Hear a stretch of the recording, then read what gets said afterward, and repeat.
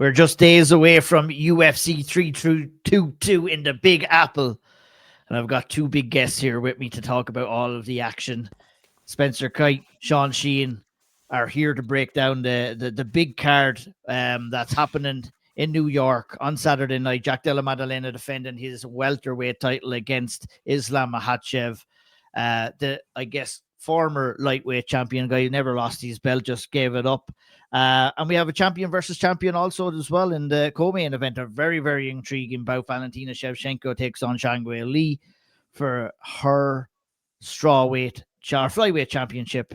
And we have a bunch of other fights that we're going to talk about as well. A really, really stacked card. Really looking forward to this. This is one of the big nights that we really look forward to in mixed martial arts. And this one is as big as they come. One of the best fight cards of the year. Spencer, what's your anticipation levels for this card for the main event, the co-main event, and the supporting cast of fights as well? Absolutely through the roof. Just these are the nights that we live for, right? This is the stuff that makes the Apex shows. This is the stuff that makes the smaller fight nights worthwhile. And that's not to take anything away from those events. As you guys know from years of talking to me, I still like those events. I still value those events. Last week was great. 5 finishes on the main card. We were done in a tidy 2.5. It was great. But this is what we sit down for. This is what we get excited about. I wish I were in New York City right now because I can only imagine that the buzz is just palpable. And it should be. This is the best card of the year, in my opinion, top to bottom. And I cannot wait. Yeah, I tend to agree with that, Spencer, as well. I think looking back at a couple of the previous cards and looking at this one too, even when you do sneak at a couple of the prelims as well, Shawnee, there is lots of intriguing fights. I mean, Spencer mentioned the Apex cards, and sometimes you can have a lack of jeopardy on some of those cards in terms of contenders fighting, ranked fighters fighting, but we have it all on this one. I mean, it's stacked in abundance, full of jeopardy here. There's jeopardy coming out of MSG coming on all ends on Saturday night. Yeah, it was, Spencer mentioned last week's card, and even though the main card was pretty good, there was very little jeopardy in terms of for the fans. For every fighter, of course, there's always massive jeopardy in every single fight, but this is, I suppose, the exact opposite. I think it's added to as well by the fact that Aspinall and Gann ended in such ignominious circumstances, I suppose.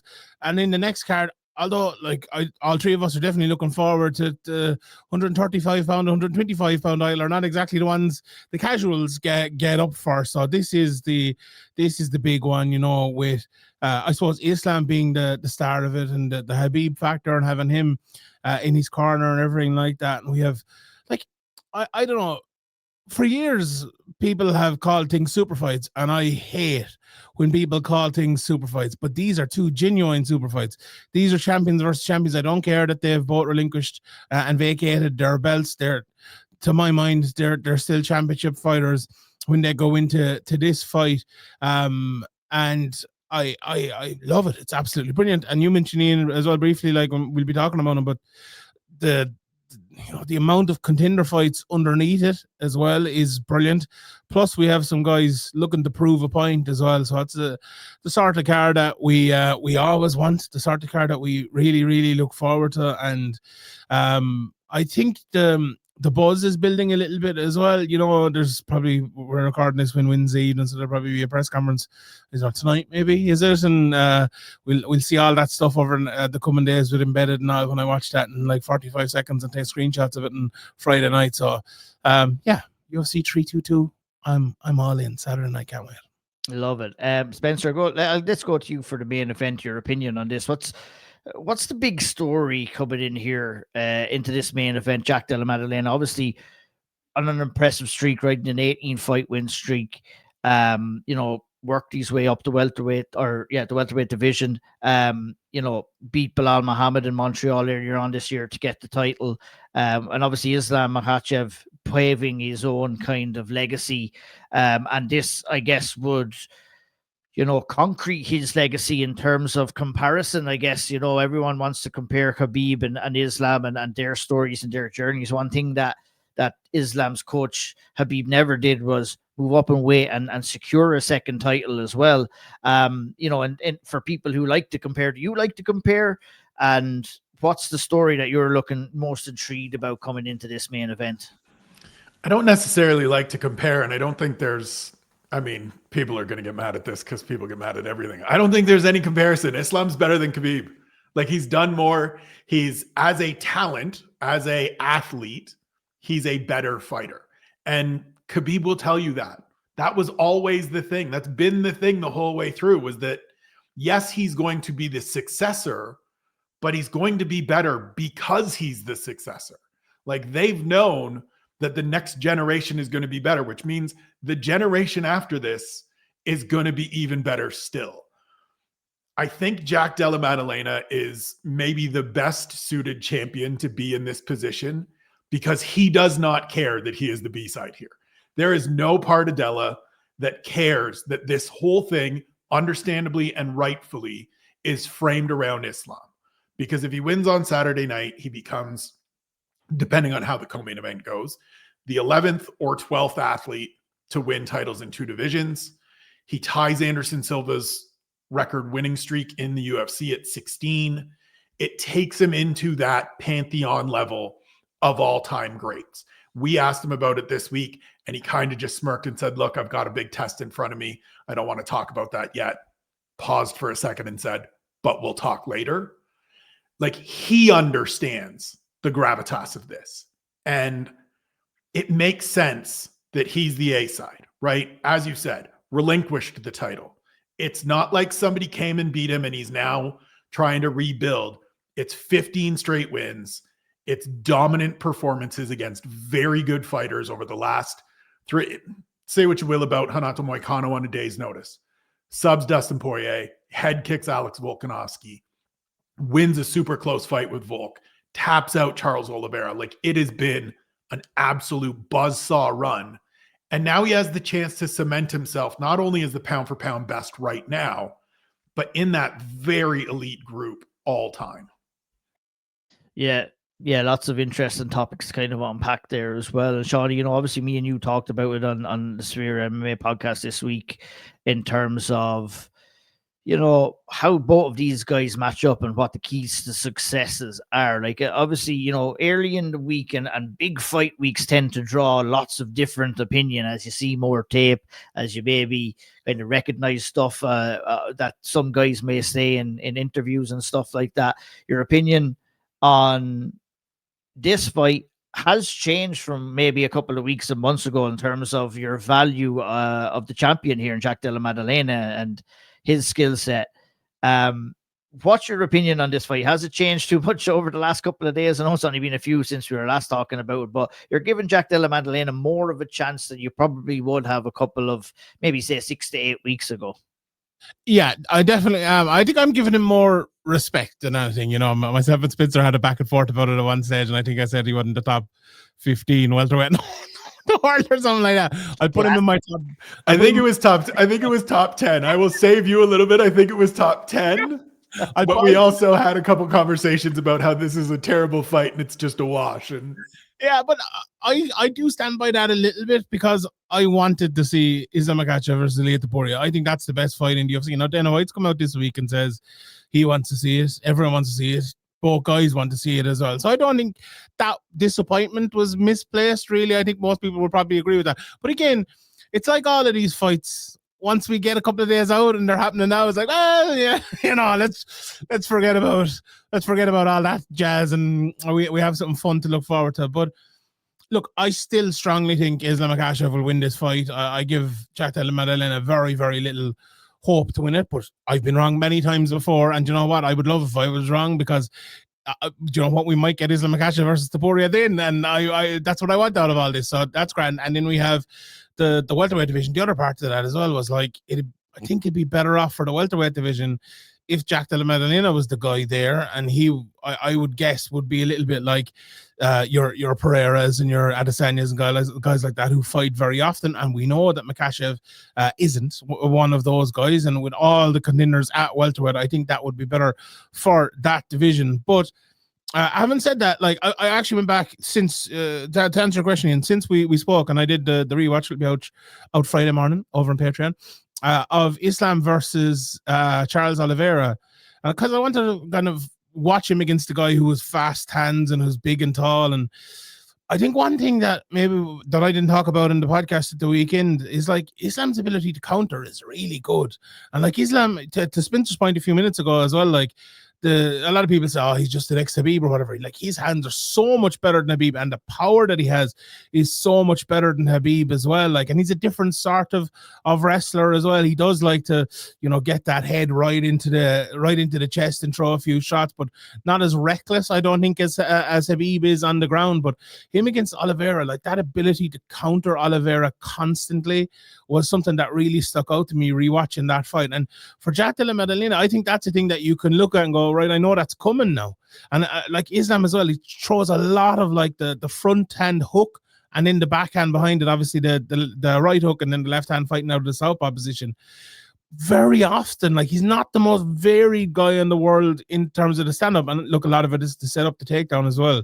But if you're Jack Della Maddalena, you've watched that tape, you realize he's not the most varied guy in the world. You find a way to stop him taking you down with footwork, and you find a way to punch around those shots and land and not get hit yourself. You're onto a winner. And like all of that, I don't think that it's that complicated, to be honest, in that realm. Now, not saying that Islam can't change things up and do different things, but I think there is a path for Jack Della Maddalena to have success there. But the one thing I would say, and I'll throw it back over, Ian, because I've talked there for like 50 minutes nonstop, great fighters adjust. Yeah. And I think Islam Makhachev is a great fighter. So I hope, like my one hope for this, like the Aspinall Gan fight, is that we see something, and we have to see something out of the favorite. And we see an adjustment because the underdog, the guy who's not expected to win, lifts it and comes prepared and comes ready and is winning parts of the fight. Yeah, adjustment is definitely something that's going to have to be made in this fight, Spencer. That by Islam obviously moving up in weight. First fight at welterweight, he'll be carrying a lot more weight, looks a lot bigger, has definitely kind of muscled up. And sometimes, that can play an effect on performance here as well. Obviously, we don't know, and we won't know until we see that, but it's definitely something that you kind of have to keep in mind here. And I wonder, in your opinion, should it be something that Jack Della Maddalena's camp should be looking towards, as well as to maybe try and weather an early storm, try and bring Islam into the later rounds and see, if he does have some difficulties carrying that extra weight, and if it does kind of affect his explosiveness, and can he be got at in the later rounds? And like, I think when it comes to this fight, that's what intrigues me the most. How do you feel about that scenario? Yeah, I think that's absolutely part of the blueprint that Ben Vickers and Josh Della and Jack and his team at Scrappy would have put together. He's talked about it, right, in the lead up to this of you're not fighting 45s anymore. You're not fighting 55s anymore. This is a 15-pound difference on weigh-in day, and probably more, and Eric Nixick and I talked about this in the coach conversation this week, probably more along the lines of 20, 30 pounds when you get down to it, right? And Islam has talked about, look, it's hard to put on weight. So we did a camp where it was fully dedicated to going and lifting and just getting bigger, putting that muscle on, doing everything the right way, which the three of us have talked about a lot in the past with different athletes going up, right? Max Holloway, when he went up to win the BMF title, he put on the weight properly, and that was part of the problem going back down. So Islam has done it the right way, but it's still the first time, and it's still the first cut to 170. And this is where Della has lived his entire career. And he's a guy that we know the conditioning is there. We saw him in Montreal. Ian, you saw him firsthand in Montreal. Go 25 minutes at a good clip where he's throwing as much late as he was throwing, probably more late than he was throwing early. And the stuff that he does well is built to be a 5-round fighter and built to be a guy that challenges you late. He's going to have to weather those early takedown attempts. He's going to have to be as scrambly as he has always been. But the thing that really stands out for me is how much that body work can be an impact here, potentially, right? We never know, as Shawnee said, never know until they get in there and we see how it plays out. But Della has always been somebody that rips that left hook to the body, that's throwing kicks up the middle, that is looking to tax your gas tank as frequently as he can because he knows his is great. and that's a spot that he can get you. And Islam's generally pretty high with his guard. He's a lot of stuff wide, like Sean said. And so combine that with the first cut, combine that with the first trip to welterweight. It would be really surprising to me if there wasn't an element of, let's get through these first two, not necessarily Merab style, give them away and be fine with it. But if we can be close and we can have some success in some moments, I think it favors them later. But getting to later is the challenge, right? In all of these fights, all the ones we've broken down over the years, when we say, oh, if they get late, then it's this, well, you got to get there. And you got to have success getting there, right? It was, if Dricus gets there if he can get Khamzat into the later rounds, well, he got him into the later rounds, and it's because he couldn't do anything with it. He couldn't get up off his back. Yeah. So Della's got to have some success in these first couple rounds, tax that body, and make Islam show that he has made the transition properly and that he can carry all the extra weight, all the extra pressure that comes with it. Indeed, all those factors make this a super intriguing fight. I can't wait to see what happens in the main event. We got to move on to the co-main event, the UFC Flyweight Championship. Valentina Shevchenko, Zhang Weili, Shawnee. Obviously, we had a little bit of a difference of an opinion on the big podcast this week on how we thought this fight might end up. I think, we're very, in agreement on how the fight might play out, and it's going to be so close. I think this fight is just going to be razor close on Saturday night, and whoever is going to have the more competitive edge will whoever be the person who can implement their game plans a little bit better. And I think what I kind of said, or maybe to kind of set you up a little bit, I feel that, this fight will be won by Valentina Shevchenko if she can dictate where this fight can go, and that's on the feet. Zhang Weili, I feel, is going to want to mix up some striking, but ultimately look to try and put Valentina on her back. That's what we've seen in more recent fights. And it's going to be interesting to see where it plays out and who can do that. Yeah, it's interesting because we talked about this obviously the weekend. You said that. I kind of said maybe, maybe Zhang Weili will be able to dictate that. I had someone on the Q&A today, or last night, sorry, who said basically they think Shevchenko is going to overpower her and take her down and get on top. And that, to me, is the key to why this fight is so brilliant, because we really don't know, because the two of these are so well-rounded and they're so good in all areas, but in different types of ways as well, that it could really go anyway. Again, it's one of those fights that I'm more excited about breaking down the main event than this one, because I think there's more answers maybe that we can gain. With the co-main event, I think we're going to gain all the answers on Saturday night. And we want, it's always all speculation, but even more so for this one, because we, in certain divisions, right, we see people who aren't tested that often. And this was an argument, obviously, with Tom Aspinall, when he gets to the very top, because he hasn't been tested, is he going to be able to hang there? Obviously, the two of these have answered those two questions for a long time, but at the same time, apart from some of the big fights that Valentina Shevchenko has had a few years ago, and definitely in this weight class, she hasn't met someone as good as Zhang Weili, even though she's lost to Alexa Grasso and drawn with Alexa Grasso and all. For Zhang Weili, she's never fought someone as good as Valentina Shevchenko, even though she's fought good people. So how are they going to rise to that occasion? How are they going to deal with what the opposition brings? Something like we always hear in combat sports, you've never fought someone like me before. That's kind of true for this fight. It kind of is true for this fight, and how they react to it. We don't need to go over it massively again, I suppose, but I just think the speed might be an issue for Shevchenko here, and that's why I'm picking Zhang. But it's not more than that, really. Like I mentioned the Grasso fight there, and obviously she fought Grasso 3 times in a row. And as much as I respect for Alexa Grasso and everything like that, I don't think she's on the level of a Shevchenko in her prime, or a Zhang Weili either. And the fact that she beat her once and drew her another time is not a good sign. And I know Shevchenko came out of that, and her last fight was very, very good. Probably her best performance in a while. You could say the same about Zhang Weili as well. So, I think it'll, and not to reiterate what I said before as well, but I think it'll come down a lot to the preparation. Like, who can prepare better? Who is at their very top? Who's closest to their peak and can prepare sufficiently to get themselves to Saturday night at the closest point to that peak. And all in all, that's the person who will win, right? More than a wrestling advantage or a speed advantage or a boxing advantage. I genuinely think that, and that's one of those things that we we'll never be able to know about, and we'll never be able to hear about until maybe a book in 10 years time or something like that. But we'll be able to assert that happened with the result maybe on Saturday night. Maybe we won't. Maybe it'll be very, very close. Would anyone of us be surprised if Draw this was 48-47 or maybe a draw? They're talking about fucking taking points now willy-nilly. It could very well be a draw. So that'd be some prediction. Clip it, lads. Yeah.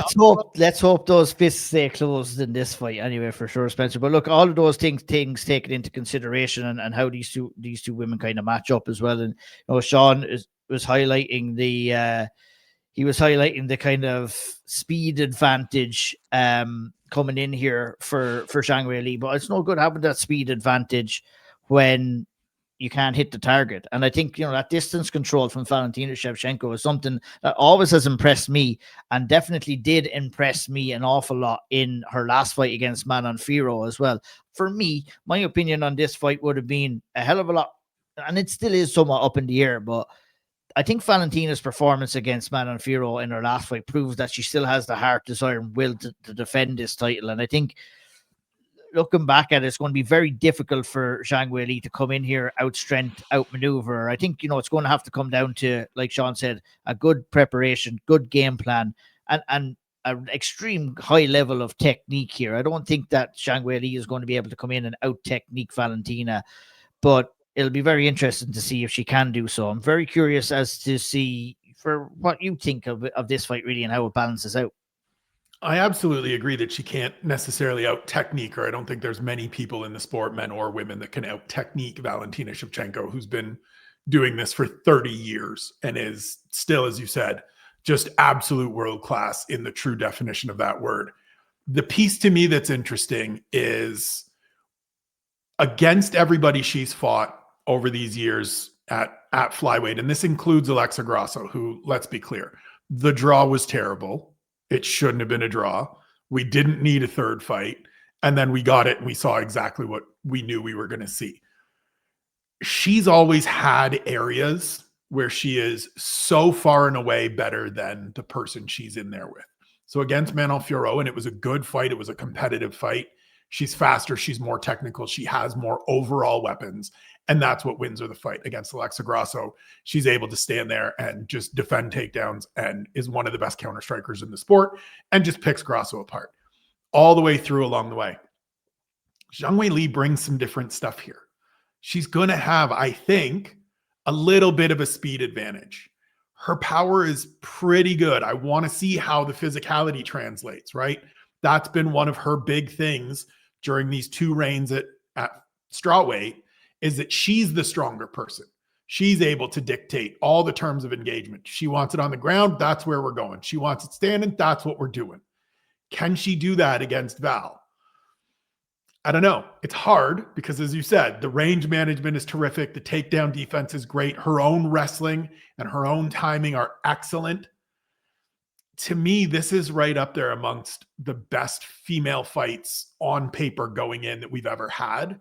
And I just can't wait to sit down and see how this unfolds, because I think it's legacy defining for each of them, even though their legacies are all like, they're Hall of Famers for whatever that means. Like, they are people that know and understand the sport, understand that these are two of the best female fighters of all time and two of the best fighters, period, of their generation. But I think this one can still take them up. There's still a little bit more room to go depending on how this one goes. And I'm looking forward to sitting down and just watching this one.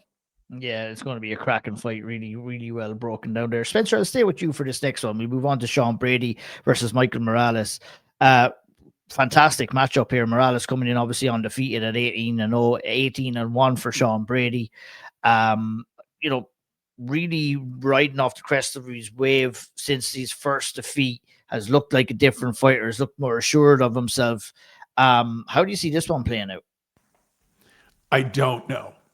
And I'm fascinated to see it, because I think the world of Sean Brady. I think Sean Brady is an absolute monster, especially on the ground. But Michael Morales is 6 feet tall. He's got like a 6 or 7 inch reach advantage. He absolutely is a specimen in there at welterweight. He's young. He's hungry. He's got crazy power. He's the kind of guy that if somebody's going to go in there and shut down what Sean Brady likes to do, it's going to be someone like this that has the length to keep him outside, that has the power to hurt him, that has the ability to tie him up really well on the ground. I think this is a fight where Sean Brady, being a little bit older, a little bit more seasoned, having gone through the loss to Bilal Muhammad, which, cliche as it sounds, is the absolute best thing that ever happened to Sean Brady. I think this is the fight where he shows it's not quite your time yet, son.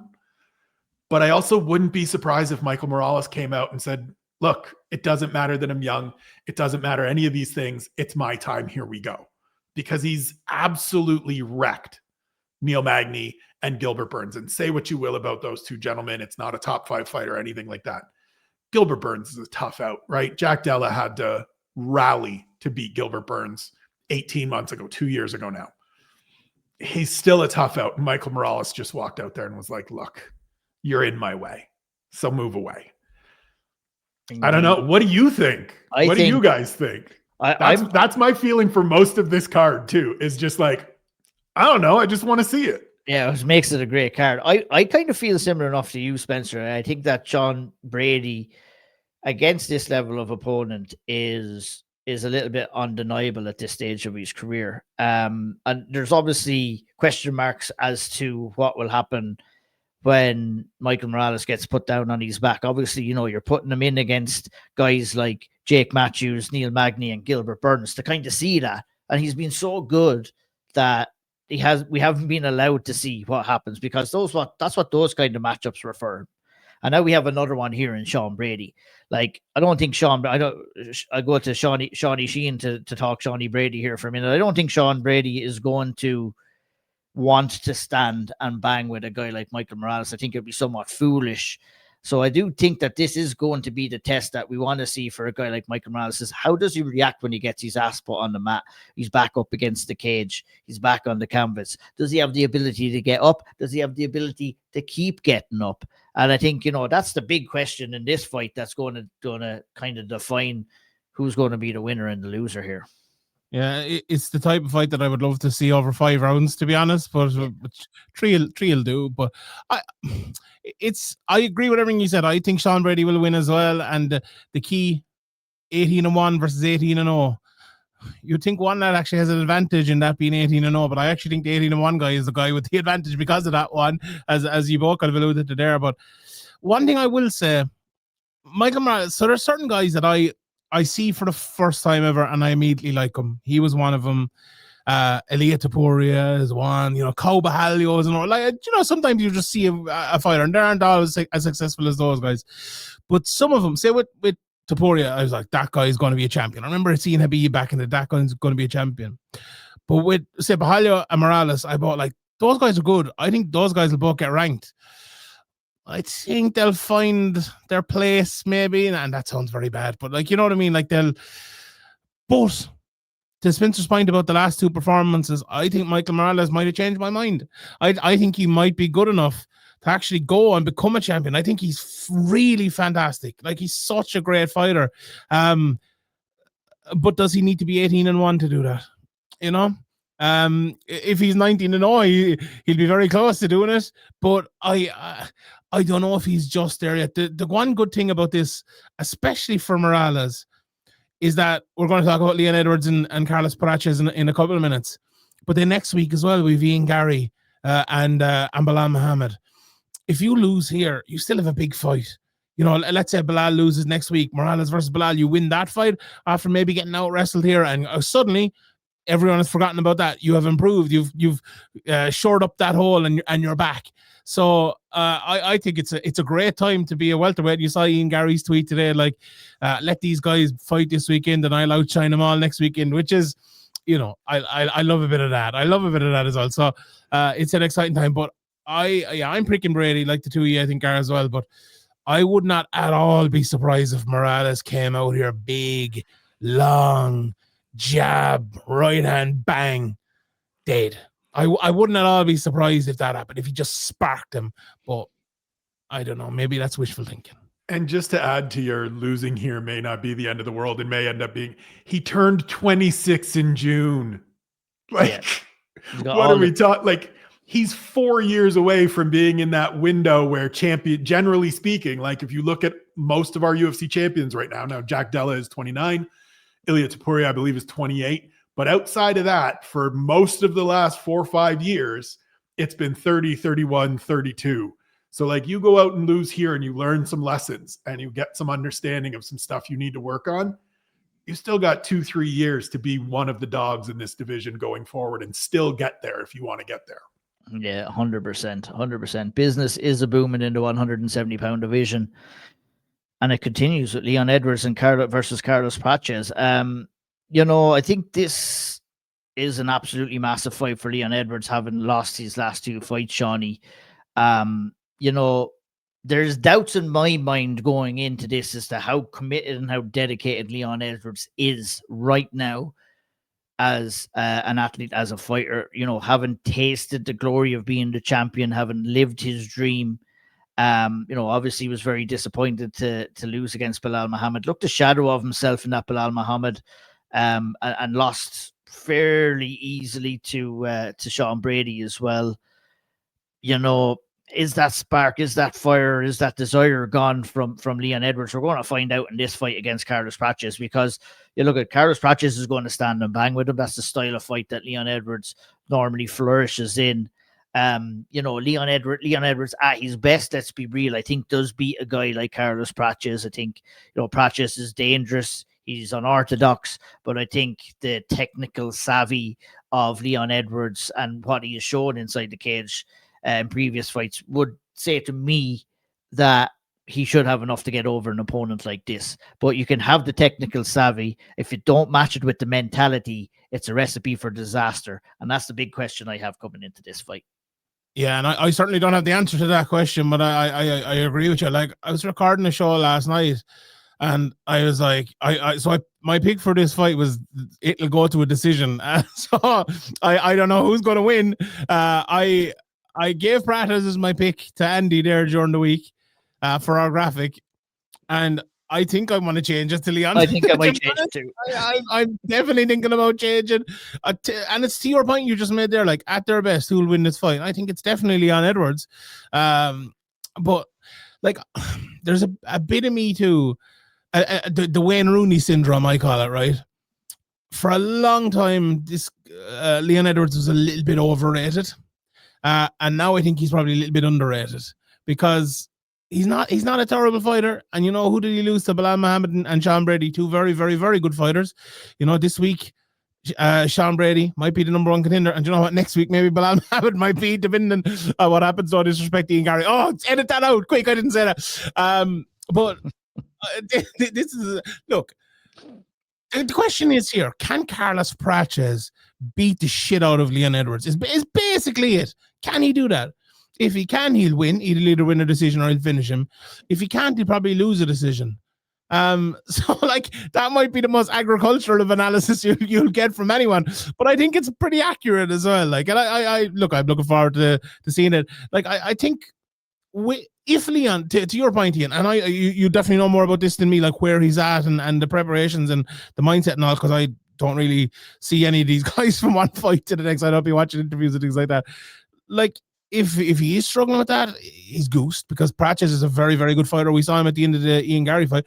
But if he isn't, like, and if he can keep away from Prates' big power, if he can push him against the cage, even take him down a couple of times, I definitely, like, I think I'm leaning Leon Edwards now. I really do. And I mean, I wouldn't say I look too much into it. I mean, I base most of my opinion off previous performances and, reaction in between rounds, telling his coach to shut up when he's getting in his face and stuff like that. It just wasn't a good look, Spencer. You know what I mean? And just curious to see, like, would you have those similar worries for Leon Edwards, or do you think we're going to come in and see him kind of back to his best right now, I guess? No, 100%. I have the same worries and concerns and the same questions going into this. I think what Shawnee said and what you've said is the case, right? Best days for both guys. Leon Edwards is the more complete, the more accomplished, the better fighter of the two. But where they're at right now, you have to side with Carlos Prates just because of what we've seen, right? The knockout of Jeff Neal is a great knockout. Yes, he got beat for 4 rounds against Ian Gary. But in the 5th round, he was still there throwing bombs, making Ian very nervous. And he is going to come out and he is going to be throwing that left hand and he's going to be blasting body kicks and they're going to be dialed in and ready to go. And if Leon Edwards isn't rock solid locked in, then this is 3 straight losses. And all the things that he built, all the things that he accomplished starts getting buried under this avalanche of, well, who did he beat? And was he ever really any good? And he landed that one kick and then it was, and you just don't want to be there. And I very much, it's already half gone. 100%. And I really wonder if he is one of these athletes. And listen, I don't have to deal with it, right? I'm not out there, my profession in front of millions of people where everybody gets to scrutinize what I do. They can if they want, but they're not reading the stories. Nobody reads anymore. He's had all of this happen. And I just wonder if there's that weight of I've faltered and I've failed and he just can't get back out from underneath it right now. He's got the people around him and Dave Lovell and his team and his brother that absolutely should be able to get him there. But it all comes down to him. And like you said off the top, right? If he's committed to this and if he's locked in, we could see a very good Leon Edwards on Saturday. And we could see a reminder of this is a guy that was amongst the best in the sport for those 2 years, 3 years. We could also see the guy that wants to fight Dave in the corner more than he wants to fight Carlos Prates. 100%. 100%. And I think it's down to Carlos Prates to Erky's mentality. Oh, he's coming out hot. Like the one thing that you could be assured of on Saturday is that Carlos Prates is coming out in the first minute and just gunning for that head. 100%. Gunning to get him out of there and make him start questioning, do I want to be in here with this absolute maniac that wants to get finished so he can go outside and smoke a dart? Hot take. Leon Edwards uses his grappling to get the win here in this fight. That's it. I think if he doesn't, he's crazy. That's it. You can chalk it down. This is the exact moment I have my official prediction for this fight. It's changed right now at this minute. What do you think, Shawnee? Can I just ask you one question? Because you know better than me and sisters. There's like a new thing in mixed martial arts over the last few years. Like years ago, we used to always have like, you know, your coach was Greg Jackson or Javier Mendez. And I feel like we've had a fighter coach revolution over the last few years where it's basically just put a lot of good fighters together. There isn't like they name someone a head coach the odd time. Like I think Renegade could kind of fall into that bracket. I think maybe even Aspinall could fall into that bracket as well. I'm not sure are the Fighting Nerds kind of like that as well. But since you might know better than me, but like I always feel sometimes that's a contradiction. But I sometimes feel that you get to a big moment like Leon Edwards got to in that fight you're talking about, and then like, you know, you don't have the I'm going to say this wrong, but I'll say it anyway. You don't have the utmost respect for the person talking back to you, like someone would have had for Greg Jackson back in the day, or Javier Mendez, or Abdulmanap Nurmagomedov, whoever it might be in your corner. That you know when they say something, you know you're exactly you're going to follow that to the letter law. Whereas for some fighters, I feel like they're the one in charge. And like you're basically there, you know, to wash their eyebrows and give them a sip of water in the corner. Is that what you think, Spencer? Is that an issue for some fighters these days? I think it very well can be, and I think Renegade is one of those sort of collectives more so than it's a camp where somebody is the head of things. Fighting Nerds, you asked about them. Pablo Sucupira runs that show 100%. They have other coaches. There are other people underneath Pablo, but at the end of the day, he is working in concert with those athletes, but it's his directive, it's his organizing things, and they have the utmost faith in him. So there's no worry on that side. I think you're right, potentially, with Leon and with Renegade, where it's, you know, Dave works with some people, but not everybody. And Tom Breeze works with some people, but not everybody. And Leon organizes a lot of his own stuff, and different people come in, right? CLD's been down there, but he's still very much with Mark Weir as well. And so it's this sort of amorphous thing. And I'm the same as you. I would rather have a Pahumpa in my corner that is 100% in charge of things and going to tell me how it is. I'd rather Eric. I'd rather Mike Brown. I'd rather any of these head coach figures that I know what I'm going to get. They are in charge. There's no questioning of them because the credentials are there, the resume's there. They've been in charge of X number of camps where they've helped me through different things. And you're right. I don't know that that's there. And we saw a little bit of those cracks, like Ian was saying, where he's arguing with him in the corner. And it's like, that's not what you want in the middle of a fight with your number one man, right? Like Dave is his guy 100%. And you're going to argue with him in the middle of it. And if it's happening out in the open there like that, how much is it happening behind closed doors as well? And that all irks into bad preparation. So I think that's the key factor in this fight between Leon Edwards and Carlos Pradas. Picking Carlos Pradas. You changed your mind again. I could change my mind another 10 times. That's it. I don't know. That's why I love doing this show with E, because I changed my mind 100 times as we're talking about these fights. Benin Dariush versus Benoit Saint Denis. Interesting one here, Shawnee. Obviously, a big fan of Dariush, who got a much needed win in his last fight to build some confidence, having lost his last two against really good opposition, if we're being real, in Charles Oliveira and Arman Tsarukyan, showed that he still does belong against the hot Renato Moicano at the time. Coming in here against Benoit Saint Denis, always tough, always durable, and picked up a massive win over Mauricio Hufi to show he still belongs in the upper echelons of the lightweight division. Does he have enough to get past your guy Benny Daggers in this fight? I think he does, maybe. Yeah, possibly. I was hoping his middle name would be something starting with S, so it'd be BSD versus BSD, but unfortunately it's BKD, which I'll tell you, I like BKD. Anyone want to guess at what his middle name is? Come on, Spencer, you'd know that sort of thing now. No, I don't. Not off the top of my head. I'm going to look it up. Oh, you're never going to get it. Yeah, I know. It's going to be Kobe. I've never heard of it. Anyway, look, this is the sort of fight that I look at Beneil Dariush, and when you look at Beneil Dariush, there's only one side of that fight you really need to analyze to get a picture of how the fight's going to go, and then you can look at the other side. Beneil Dariush has a chin that's always been an issue and always will be an issue, and if he gets cracked on it very hard, he'll probably get knocked out. But in all other realms of the game, he's almost always better than everyone. He's a brilliant technical striker. He's got a good jab. He's fantastic wrestling. He's brilliant on the ground. The problem is when he comes up against, look, the easiest fight of all time in the history of the UFC to pick was Charles Oliveira versus Beneil Dariush, a guy with brilliant jiu-jitsu who hits like a fucking tank. He's going to beat Beneil Dariush every day of the week. If they fought 1,000 times, he'd win 1,000 times. Every single time he's winning that fight, right? I went in and I was like, do you know what? Benoit Saint Denis is not that different to that. He's pretty good wrestler, good underground, hits very, very hard. But then I went over to this nice website called Sherdog.com, and I went to Benoit Saint Denis' page, and I saw that Benoit Saint Denis has fought 19 times, and he has 4 knockouts. Yeah, 27% finish rate on the feet. On the feet, yeah. So does he actually hit as hard as people make out? Maybe I don't know. Maybe other people don't think about this like me. Maybe he doesn't. Matt Bernola, he kicks hard.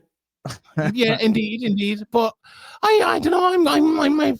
I'm a big Beneil Dariush guy. Everyone knows that. I think if Beneil Dariush had a good chin, he'd be the champion of the world. I think he's absolutely brilliant. I think he'd be a nightmare of a fight for an Islam Makhachev or Ilia Topuria. But if he went in against Topuria, it's the exact same as Charles Oliveira. He's going to get cracked and he's going to get knocked out.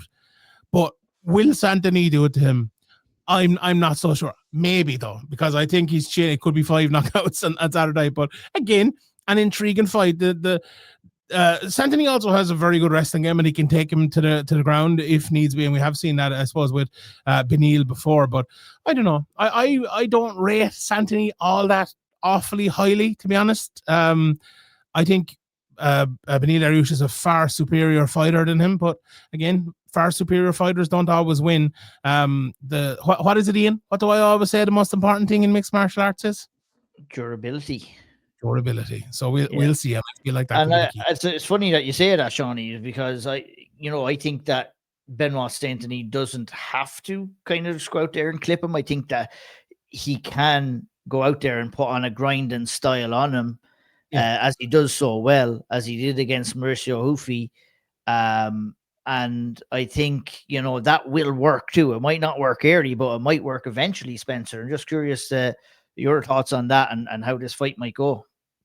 Yeah, I agree that he's not a power hitter. He's more of a hurt you and then chip away and just maul you, right? He's a guy that's going to beat the hell out of you until you're done. He's not going to go out and head kicks to Matt Frivola aside. He's not going to go out and just hit you with one shot. I think a lot of this will hinge on the very early goings. We'll know pretty quickly what version of Beneil Dariush we have, whether he's healthy and he's locked in and he's focused and he's not feeling his age and he's still out there ready to compete with, a top 15 guy. I think Benoit Saint-Denis has settled into the right spot in the division. He wasn't as good as he was when it was, oh my God, he's going to beat Dustin Poirier and then fight for the title.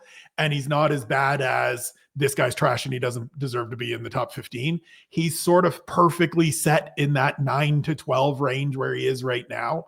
He's going to put on entertaining fights. He can beat guys like Beneil Dariush on his best day. He probably can't beat the absolute top guys in the division. I agree with everything Sean said about Beneil Dariush. The chin is the thing that is 100% his kryptonite. But I mean, it's a really bad kryptonite. It's a really bad thing to have as the thing that just the one piece that you don't have is that you can take. It's just, I was in Austin when Arman Saryukin absolutely ran through him. I was in Vancouver 6 months earlier when Charles Oliveira did the same thing. It wasn't a good look. And I honestly thought this is probably going to be the end of Beneil Dariush. He took a bunch of time off, looked good against Renato Moicano. Where does Moicano rate versus a guy like Benoit Saint-Denis, right? Can we him. Is it fair to say it was a poor night for Moicano that night too? It was a bad night for Moicano. Listen, I think Beneil Dariush is exceptionally good, and I think he can look really great on Saturday night. But he's got to get through the first bunch of exchanges, and he's got to keep his chin tucked, and he's got to be smart about this because Saint-Denis can hurt him and then get after him. And once that happens, all bets are off. 100%. Look at Saint-Denis, can get cracked himself, is liable to get into a scrap. Beneil Dariush can crack as well, so I wouldn't rule out a Beneil Dariush knockout in this fight either. I just think looking at this one and how I kind of maybe define who might get the win or get the loss, I think Benoit Saint-Denis is a kind of a guy who asks his opponents the questions, do you really want this? Do you really, really want this? And he's going to make you work to do it. And there's Dustin Poirier. He asked that to Dustin Poirier and had Dustin Poirier in trouble as well. And Dustin Poirier just looked at him and said, yeah, I want this. And I'm going to give it to you. A lot of other fighters in recent times haven't. Obviously, he lost to Moicano. It was a bad eye injury. It was a doctor stoppage. He would have learned lessons from that. But I just think he's going to ask Beneil Dariush those questions on Saturday night, and I'm not quite sure if Beneil Dariush is going to have the answers to them. It's going to be very interesting to find out. Really looking forward to that one. Moving on to the prelim section of the card, lots of good ones here. We'll pick and choose a couple from the prelims card before we wrap it up here. We got to go with Bo Nickel first with Rodolfo Vieira. Classic wrestling versus jiu-jitsu matchup, bringing us all the way back. But this is a curious one. It's a kind of maybe coming of age fight for Bo Nickel here. Obviously, after he's lost to Henir to De Ridder, it was a disappointing loss, but not really that surprising of a loss. I think this is a good kind of comeback fight for him, Spencer, in certain ways. Rodolfo Vieira obviously has the grappling. He gets tired, not too much of a danger on the feet. This is a kind of a get back on the horse fight for Bo Nickel here, just to build a bit of confidence here before he moves on to the next step. Possibly 100%. Yeah, possibly, hindsight is a great thing. This is probably the fight he should have got in his last fight too, really, to be honest, rather than Henir De Ridder. I thought him and the UFC bit off more than he could chew in the last fight, and it really showed. Absolutely. And I mean, the thing I want is I just need somebody to pump a modicum of humility into Bo Nickel. And I'm sure that like there is, and listen, when you are as good as he is at what he does, I fully understand. If I was a 3-time national champion, 4-time finalist, Dan Hodge Trophy winner, all the accolades he has, I would be insufferable. But you're coming off a loss and you're in a different sport. And so come out and dominate and then just leave it be. Just let it be, because you didn't look good last time. And for all the hype and for all the expectation, we're now, I think, 3 years in, and we're fighting Rodolfo Vieira, who is one of the best grapplers of his generation, hands down, unquestioned. There's no debating it. But he's a middling middleweight. He's one of the guys that Shawnee and I would talk about where we're like, this division is just like, good Lord, it's Rodolfo Vieira's that we're excited about. And so this is a fight that Bo's supposed to go out and win, right? He was originally on the main card so that Bo Nickel, the red, white, and blue superstar, can go out and get a win and look good. Okay, go out and look good. And then let me see what comes next, because I'm more interested in what comes next. Because the one time you had a real test, it went really poorly. Was, you know, what you said about humility and your accolades meaning jack shit once you step inside of a cage. I mean, you know, I want to talk about that, all the people that's happened to previously. You know, ask James Toney how many world titles he went in there before he got embarrassed by Randy Couture back in the day. I mean, it really is a true statement, Johnny. Do you think that the loss against Reinier de Ridder, and it's not just the loss, it's the nature of the loss as well. You know, it wasn't a close fight. He really got he got taken to school in certain regards. But, you know, like we said in a couple of the previous fights we were talking about, that loss sometimes can really spark something and really drive you on to get to the next level. Do you think this may be the case for Bo Nickel, or are you still skeptical? Very skeptical. That's the sort of loss that doesn't motivate you to get better. That's the sort of loss that ends your career. Like he was, and as well, what happened to de Ridder in the fight afterwards, where, you know, the fight was beat out of him. You know, and I've always, you know, rated de Ridder now, but, you know, anyone who's seen some of his fights in one championship knew that he's very good middleweight, but he's not one of the top middleweights in the world. And when he took Bo Nickel to shreds, really, in that fight, that was not a great sign. Look, luckily for him, as Spencer was alluding to, he fights Rodolfo Vieira here, who, you know, if he gets him on the ground and he gets a hold of his leg or something like that, okay, big trouble for Bo Nickel. But Bo Nickel is a far superior striker to Rodolfo Vieira. He's not going to get taken down by him. So it's just an easy win. And look, what are they doing here? Setting him up so he can fight in the White House card against maybe the worst Russian they can find. And that's exactly what's going to be next, Spencer. So there you go. Love it. Yeah, that's exactly how it is. Sean, that really is what's going to happen. Yeah, 100%. Like 100%. He's going to come out in the Kurt Angle singlet with the whole 9 yards. A little bit of that, a little bit of the Apollo Creed and Rocky IV coming out to. Oh man, they'll have ice outside waiting for the Russian after he's defeated and stuff like that. It's like, speaking of, well, I mean, look at this is a perfect segue. Roman Kopylov versus Gregory Rodriguez is the next up on the card. I mean, it's a good fight, not a great fight. It wasn't one that I was wanting to stop on, but I do want to stop on this one, Shawnee. Aaron Blanchfield versus Tracy Cortez. This is a brilliant fight in the 125-pound division. And a huge test, I feel, for Tracy Cortez, who's been, you know, passing lots of tests in the 125-pound division too. Obviously lost to Rose Namajunas and a good win over Viviane Araujo in her last fight. You know, on paper, this is a tough test against an always durable, always competitive Aaron Blanchfield, who, you know, had a little bit of a blip on the radar too when she lost a man on Furo. But you really think that, I feel anyway, this is Aaron Blanchfield's fight to lose here. Yeah, I agree. They actually fought before back in 2019 and Invicta, and Tracy Cortez won that fight. But I think, you know, that was the start of Blanchfield's run where she won, what, like 10 fights in a row? Was it 9 fights in a row before losing to Manon Firo and then bouncing back against Rose Namajunas? Like, I'm very surprised with the run Tracy Cortez went on as well. You know, only losing to Rose Namajunas since her very, very first fight in her career. And like when she came into the UFC, I was like, she's not a bad fighter, but I didn't think she was a brilliant fighter. But I think, she beat Jazz Davicius, who, has gone on to be very, very good, obviously, apart from last time out, and beat Viviana Araujo as well, who I think is a really legitimate athlete. If, she didn't maybe reach the heights that I once maybe thought she could reach. So yeah, this is a good fight. I've always had a bit of a soft spot for Erin Blanchfield. I think she's a very well-rounded fighter. Look, it's more than likely that this fight's going to go to a decision. It could be a split decision again, knowing these two. But I feel like Blanchfield, to kind of piggyback off the point I was making with the Dariush fight, if all else is even, if there's no big knockdown or a big cut or something that happens, I think the more skillful fighter should win. And in this one, I think that's Erin Blanchfield. I don't know if you agree or not, but that's my thoughts on it. I would tend to agree. Spencer, would you? I think Erin Blanchfield finishes her. Yeah, if you go back and look at that first fight, Erin won the first fight. It was just poorly judged. It was scored terribly. She has never wanted the rematch, but was very much of the well, it makes sense because I'm not sitting around and waiting and just hanging out. So let's do this.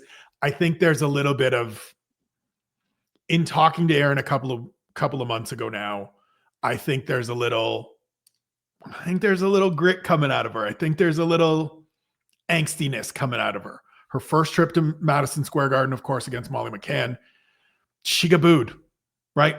New York City was more on the side of Molly McCann than the girl that grew up in Jersey, and she didn't like it. And now she gets the opportunity, and she's facing somebody that is the internet's darling. I think she wants to go out and make a statement here, and her best friend, Fatima Klein, is fighting on the card. We'll get to her in a bit, I'm sure. I think they want to go out and just put on and say, look, this is literally our house. We are from here, and this is a chance for Erin, to me, to put herself as the next title challenger. And I think if she goes out and stomps Tracy Cortez the way that she stomped Molly McCann the last time she was in Madison Square Garden, she'll get that opportunity. She has to go on the mic then and cut a shit hot promo as well. Get the American bandana out quick. Yeah, you mentioned Fatima Klein. She takes on. Sean does not want to see any more American bandanas. I don't want any American bandanas either. Awful. Yeah, terrible. Fatima Klein versus Angie Hill in the 115-pound division. Sean, you look at, obviously, we're all, me, you, and Spencer, always have been huge admirers of Fatima and her skill set. Her only loss coming in against Jasmine Jasdavicius, I believe, at 125 on a couple of days' notice. She's looked absolutely flawless anytime that she stepped inside of the cage in 115. Gets a good veteran test here in Angela Hill. Got two good finishes in 2025. Think she has a good opportunity to go out there and try to do that here. And it would be very impressive if she does get it done against Angela Hill, who's obviously notorious for being durable, being able to take the fight all 3 rounds. So a finish here for Fatima. I think, I think I'm talking with my opinion here as well. I just don't see Fatima Klein losing this fight. I just think how she wins this fight. Will it be by knockout? Will it be by decision? I think it would be impressive if she did get a finish against a person like Angie Hill this early in her career. Yeah, Angela Hill has won more decisions than Fatima Klein has fights. Angela Hill has lost more decisions than Fatima Klein has fights. And Angela Hill has never been knocked out. I think there's a first time for everything, and I think Saturday night's that night. I think, like, Angela Hill, fair play to her. She's like she like the Iron Man of the UFC women's flyweight division, just always there. You know, she got knocked down a few times, back in again from Invicta. You know, won some fights she probably shouldn't have won, lost some fights she definitely should have lost. Fatima Klein surely just going to walk all over her and go through her and put her name on the map here. I think that zero column here on Sherdog will be changing on Saturday, and I think Fatima Klein is going to finish her. I think she's going to beat the holy hell out of her. Like Ismael Lucinda put a nice old beating on her in the last fight, and it still went to a decision. So Angela is very, very, very durable, to use that word again. But and I'm not taking this analysis from you, Ian. You're the one who was the first there with Fatima McLean, fair play to you, and I think you're dead right. Like that Jasdavicius fight, short notice, wasn't it, up a weight class, and we know how good Jasdavicius is. I mentioned it only a few minutes ago. I think Fatima McLean is something special as well, and yeah, I think she does something special here. I think she destroys Angela Hill. That's my opinion on it. 100%. Chalk it down. Spencer, any of all the fights that we haven't mentioned here, anyone that stand out to you, anyone we should be looking at? Malcolm Wellmaker and Cody Haddon. It is absolute, like, first and foremost, Malcolm Wellmaker has been absolute gangbusters through 2 fights. 2 right hooks, walking people off, sleeping them. Great kid, like legit great kid. Cody Haddon is a guy that people don't know about yet because he's been out for the last year, but he got a good win 5 weeks after getting his contract last year, beating Dan Argueta. He comes from the same gym as Quillen Saltcow Luistro Combat Academy in Perth. He's been doing this his whole, like, he's one of those, I was 6 years old when I decided I wanted to be an MMA fighter, and he's well-rounded. He's skilled everywhere. He's got some grit to him. He's got some sandpaper to him. I think this can be a fight that is an early fight of the night contender, but I think it can also be another one of those ones where we go, holy shit, either one of these guys is the genuine article, is the real deal at 35. If I have to pick, if I'm leaning one way, you can't pick against the guy that's been knocking everybody dead. But Cody Haddon's a really good fighter, and I think this is going to be a fight. I've spoken with both of them. They both anticipate it being a tough fight. Malcolm Wellmaker wants to have one of those. He wants to show everybody, like, I'm not just the guy that's catching these dudes with right hands and putting them to sleep. I can go deep. I can wrestle. I can do a little bit more. He then followed it up by saying, but we'll do that next year, and I want to have another walk-off knockout at Madison Square Garden. So I think he's going to be hunting for it, and it's on Cody Haddon to get out there and know it's coming and be prepared for it, right? He took this on short notice after Surrey City dislocated his shoulder, raised his hand, wanted to get back in there. It's a huge opportunity for Cody, right? This is a steal your thunder moment. Malcolm's got a ton of hype, a ton of buzz, one of the best rookies this year. And if Cody Haddon goes out and beats him, then all of a sudden we're talking about Cody Haddon on Sunday morning. There you have it. Big night of fights coming from the Big Apple on the biggest night in mixed martial arts in 2025. Massive card. It was great to break it down with Sean Sheen and Spencer Fight. Kite, go and follow them on Spencer Fight. Kite, Spencer Fight. Yeah, is that it? Go and follow them on social media. Enjoy the fights on Saturday night, and we will be back on Sunday to break them all down. Take care, everybody. Good luck.